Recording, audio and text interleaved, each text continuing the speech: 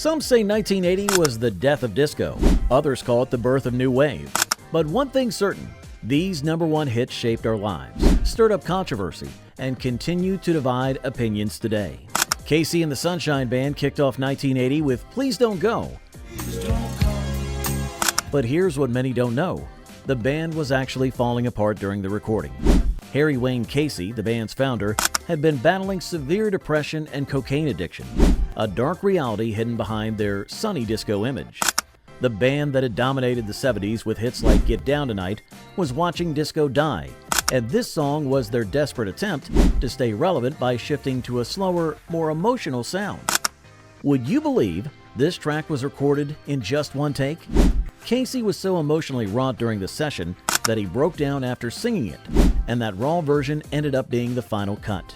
The producer wanted to record it, but Casey refused, saying, "You can't fake that kind of pain twice." Rupert Holmes gave us Escape, the Pina Colada song. Write to me and escape. But the songwriter actually hated pina coladas. Holmes wrote this story about infidelity while his own marriage was struggling, and initially wanted to use a different drink entirely. The original lyrics mentioned Humphrey Bogart's favorite drink, but test audiences didn't connect with it. The song's success actually caused problems in Holmes' personal life, with many assuming the lyrics were autobiographical. The irony? Holmes had never even tasted a pina colada when he wrote the song. After it hit #1, he finally tried one at a fan's insistence and found it cloyingly sweet. He spent decades explaining that the song isn't really about the drink at all, but about the human tendency to seek escape from the mundane. Michael Jackson's Rock With You marked a pivotal moment in his career, but it came with behind-the-scenes tension. Quincy Jones and Jackson fought bitterly over the production, with Jackson wanting a harder edge and Jones pushing for the smoother sound we know today. This was also when Jackson began showing signs of the perfectionism that would later become legendary. He recorded the vocal track 91 times before being satisfied, driving the studio engineers to near madness. Hardly anyone knows that the iconic glittering suit from the music video actually caused Jackson significant pain during filming. The fiber optic lights woven into the fabric would heat up under the studio lights, leaving small burns on his skin. Yet he refused to stop filming, leading to one of music video history's most memorable visuals. What memories do these songs bring back for you? Share your stories in the comments below. And don't forget to hit that like button, subscribe to the channel, and share with your friends if you're enjoying these behind-the-scenes revelations. There's plenty more where that came from. Captain and Tennille appeared to be America's sweethearts with Do That To Me One More Time when it topped the charts, but their relationship was already showing cracks. Daryl Dragon, the captain, suffered from debilitating anxiety and couldn't perform without his signature captain's hat, a security blanket hiding his growing insecurity. Tony Tennille was increasingly frustrated with their label's control over their image, particularly their insistence on maintaining the facade of a perfect marriage despite their deteriorating relationship. The song's recording sessions were so tense that they had to be done in separate rooms. Years later, Tennille revealed that the passionate lyrics were more fantasy than reality, making the song's success a bittersweet reminder of what their relationship lacked. They finally divorced in 2014, shocking fans who'd believed in their seemingly perfect love story. Queen's Crazy Little Thing Called Love showcased Freddie Mercury's songwriting genius, but it also sparked internal band tensions. Written in just 10 minutes, while Mercury was taking a bubble bath at the Munich Hilton, the song's simplicity initially angered Brian May, who thought it was too basic for Queen's sophisticated sound. Mercury insisted on playing rhythm guitar on the track, despite his limited guitar skills, leading to heated arguments during recording sessions. Now here's a lesser-known fact. Mercury wrote the song as a tribute to Elvis Presley, deliberately imitating his style, but was deeply hurt when critics accused him of selling out to rockabilly. The song's success proved Mercury right, though May later admitted he'd been wrong about its potential. Pink Floyd's Another Brick in the Wall Part 2 became an unexpected disco-tinged hit, but it caused serious problems for the band. Roger Waters was furious when producer Bob Ezrin added the disco beat without consulting him, leading to a confrontation that nearly ended in violence. The song was banned in South Africa because it inspired protest against poor education conditions, and several British schools punished students for singing it.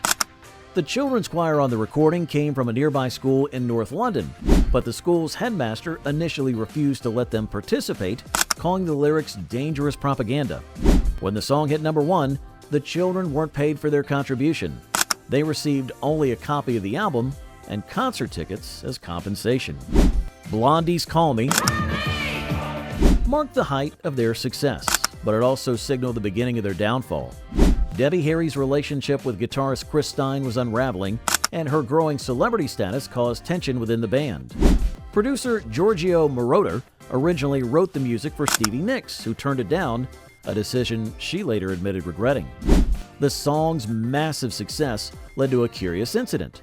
The CIA actually investigated the band because they believed the repetitive Call Me lyrics might contain coded messages to foreign agents. The investigation found nothing, but it delayed the band's European tour by several weeks. Lips Inc.'s Funky Town emerged from the Minneapolis music scene, but creator Steven Greenberg faced accusations of exploiting session musicians. Lead singer Cynthia Johnson was paid only standard session fees, despite the song generating millions. The band's record label deliberately kept Johnson's image off most promotional materials, leading to decades of misconceptions about who actually sang the hit. Many fans don't know that Funky Town was recorded in a converted chicken coop to save money. The distinctive synthesizer sound came from a malfunctioning keyboard that couldn't be replaced due to budget constraints. Greenberg simply worked the glitch into the song. Paul McCartney and Wings reached number 1 with Coming Up, though American radio stations preferred the live version to the studio recording. This created tension with Columbia Records, who had spent a fortune on the studio version. McCartney was also feuding with John Lennon at the time, who surprisingly praised the song, one of the last times he would publicly comment on Paul's work before his death. The song actually convinced John Lennon to return to music making. After hearing it on the radio in Bermuda, he reportedly said to Yoko, "God, I've got to get back in the game." This led directly to the recording of Double Fantasy. Now, I know some of you have strong opinions about this next batch of songs. Are they overrated, underrated? Hit that subscribe button and let me know in the comments. Your memories and insights make this channel what it is. Billy Joel's It's Still Rock and Roll to Me, and it's still rock and roll to me, was his pointed response to critics who accused him of selling out to new wave music. The recording sessions were notoriously tense, with Joel firing his producer halfway through and refusing to speak to his record label executives. He deliberately wrote the most straightforward rock song possible to prove his point, though many missed the irony. Joel recorded this song in just 2 takes, refusing to do more because he wanted it to sound rough around the edges. When his producer requested another take, Joel reportedly smashed a coffee cup and said, "Polish this." Olivia Newton-John's Magic, We are magic. from Xanadu became a massive hit, despite the film's failure. What many don't know is that Newton-John was suffering from severe anxiety during filming and recording, doubting her ability to pull off both roles. The studio executives wanted to replace her song with one by ELO, leading to heated arguments with producer John Farrar. During filming of the movie, Newton-John fell during a skating scene and suffered a concussion. She recorded the final vocals for Magic while still experiencing symptoms, giving the track what some call its dreamy quality. Christopher Cross created Sailing as a tribute to a childhood friend who died in a car accident, though his record label pressured him to claim it was a simple love song.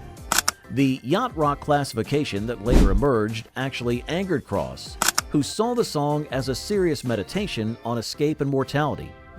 An interesting twist: Cross is actually afraid of sailing and gets seasick easily. He wrote the song based entirely on his imagined idea of what sailing would be like, having only been on a boat once as a child. Diana Ross's Upside Down Side down, you turn me. caused significant controversy within the music industry. The Chic-produced track was completely remixed without producers Nile Rodgers and Bernard Edwards' approval, leading to a very public dispute.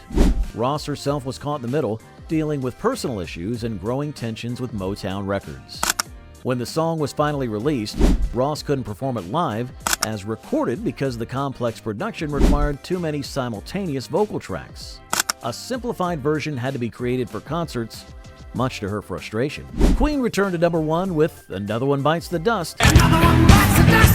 Though bassist John Deacon's composition initially wasn't even considered for release as a single. Michael Jackson, after seeing Queen perform in Los Angeles, convinced the band to release it. Freddie Mercury later admitted he thought the song was too black for their white rock audience, a comment that sparked controversy years later. The famous bass line was actually recorded using a broken amplifier that Deacon refused to replace, believing it gave the sound its distinctive quality. The amp finally died completely during the last take, the one used on the record. Barbra Streisand's Woman in Love represented a significant departure from her usual style, and she actually disliked the Bee Gees' pen track. Barry Gibb had to convince her to record it, and she later admitted she didn't understand what the lyrics meant. The recording session was so tense that Streisand and producer Barry Gibb didn't speak for years afterwards. Unknown to most fans, Streisand recorded the vocal track while fighting a severe cold, giving her voice the slightly husky quality that many critics praised as passionate interpretation. Kenny Rogers struck gold with Lady. Lady. Written and produced by Lionel Richie, but the collaboration almost didn't happen. Rogers was skeptical about working with Richie, considering him too R&B for country music. The song's success led to accusations that Rogers was abandoning his country roots, causing several country radio stations to temporarily boycott his music. Richie wrote the song's final verse in the studio bathroom, hiding from Rogers, who was pressuring him to finish the lyrics. The pressure worked. It became Rogers' biggest hit. John Lennon's Just Like Starting Over took on tragic significance when it topped the charts shortly after his death. The song's theme of new beginnings made its success particularly poignant. During recording, Lennon was constantly worried that his voice wasn't strong enough, doing take after take until his throat was raw. Few people know that Lennon almost abandoned the song entirely, believing it sounded too much like Elvis. It took Yoko Ono's intervention to convince him to complete the recording, making it the last song he would release during his lifetime. And there you have it, 1980s #1 hits with human stories of triumph, tragedy, and everything in between. If you've enjoyed this look in music history, don't forget to subscribe and ring that bell. Share this video with friends who lived through these times. They might have their own stories to add.